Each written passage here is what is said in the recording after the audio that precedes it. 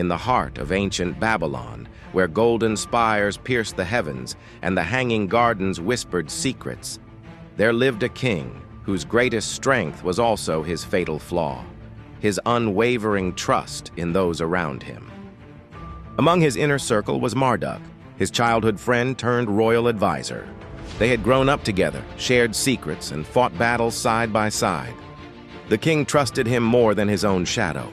But beneath Marduk's warm smiles and wise counsel lurked a darkness that had been festering for years. What the king couldn't see, his loyal minister Nabonidus noticed. The subtle changes in Marduk's behavior, the mysterious meetings in the dead of night, the whispered conversations that fell silent when others approached. Small details that painted a troubling picture. One evening, while reviewing ancient scrolls in the palace library, Nabonidus discovered a disturbing pattern. Several key military commanders had been quietly replaced with men loyal to Marduk. The royal treasury was being slowly drained through cleverly disguised transactions. And most alarming, there were signs of poison being introduced into the king's daily wine. But Marduk had planned well.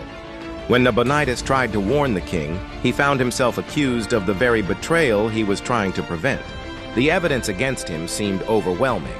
Forged documents, paid witnesses, and tampered seals. Here's where fate played its peculiar hand.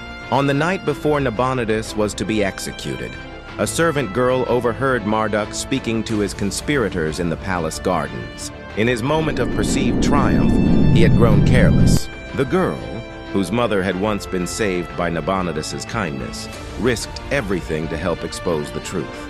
What followed was a masterful plan of deception. The king, finally awakened to the possibility of betrayal, played along with Marduk's scheme.